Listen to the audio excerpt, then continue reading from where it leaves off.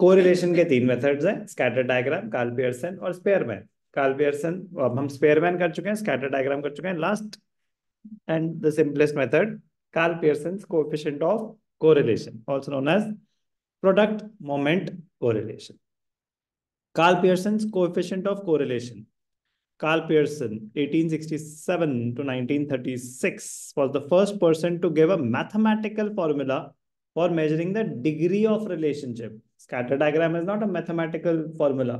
You cannot measure the degree of relationship. So Carl Pearson gave the first method, first mathematical formula for measuring the degree of relationship between two variables in 1890. Carl Pearson's coefficient of correlation is also known as product moment correlation, और simple, नाम में ही simple, मतलब सोचो कितना simple, simple correlation coefficient. It is the most popular and widely used method to calculate the correlation coefficient. Yes, it is the most popular and widely used, but not without calculators. ठीक है ना, तो मतलब you will have to solve the question without a calculator. तो वो एक अलग ही, मतलब बियॉन्ड स्टैटिस्टिक्स जाके एक चैलेंज होने का मजा आएगा. It is denoted by symbol R. Important है, वेरी इंपॉर्टेंट है, एग्जैक्ट डेफिनेशन पता होनी चाहिए. According to Karl Pearson, coefficient of correlation is determined by dividing what, dividing the sum of products of deviations from their respective means by the product of number of pairs and their standard deviations.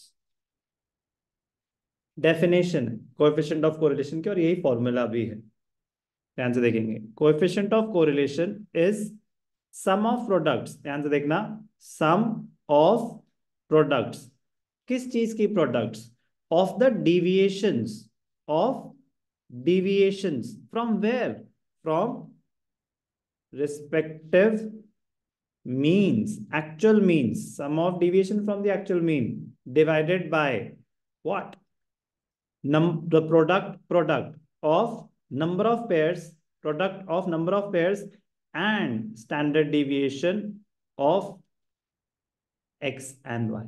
To variables है ना, तो sum of product, sum of product, product of deviations. तो x is the deviation, y is the deviation, xy is the product. तो sigma xy upon n into standard deviation x, standard deviation y.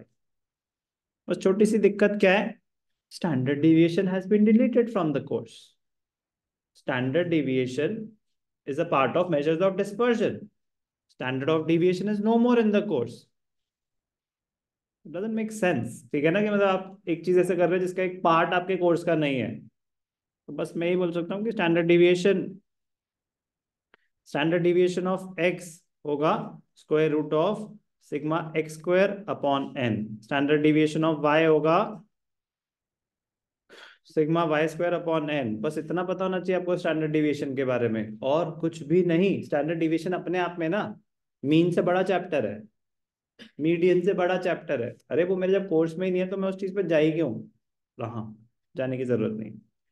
Standard deviation, वैसे standard deviation का general meaning आपके बिल्कुल एकदम simplest form में एक मतलब बता देता हूँ, कि जो आपने मेजर ऑफ सेंट्रल टेंडेंसी निकाला, आपका जो डेटा है वो उससे कितना वेरी, कितनी दूर दूर जाता है, स्टैंडर्ड डेविएशन आपने निकाला. अर्थमेटिक मीन आपका है 60, जरूर नहीं कि सारी वैल्यू 60 होंगी, कोई 90 भी हो सकती है, कोई 30 भी हो सकती है.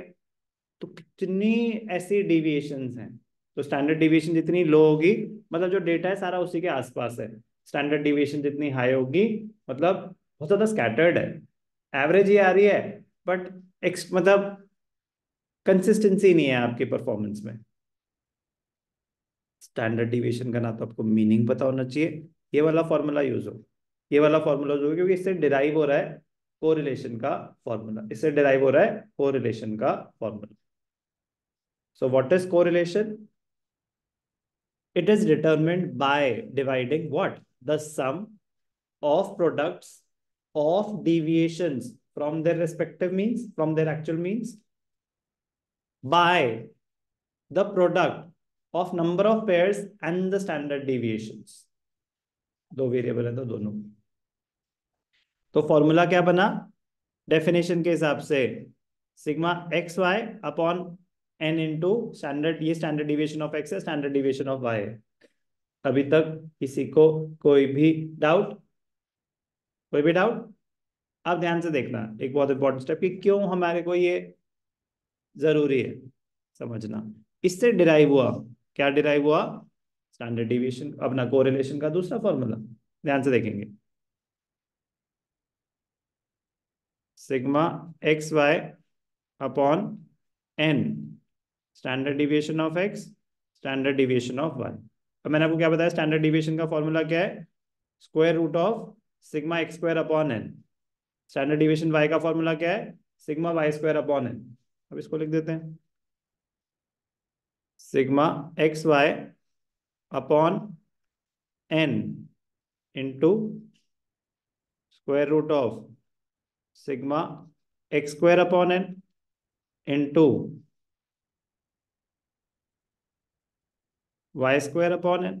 लिख सकते हैं ऐसे, स्टैंडर्ड डिविएशन ऑफ एक्स है, स्टैंडर्ड डिविएशन ऑफ वाई है, is equal to sigma x y upon n into square root of n into square root of n. तो क्या हो जाएगा? एन। विदाउट मैथ्स वाले हैं हमारे साथ?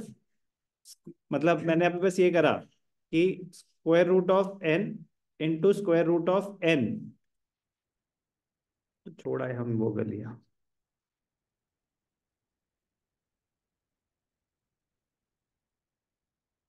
क्लियर है इतना? तो ठीक है, तो ये एन बाहर आ गया, यहाँ पे बचा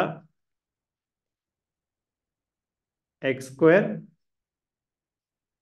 इंटू सिग्मा वाई स्क्वायर।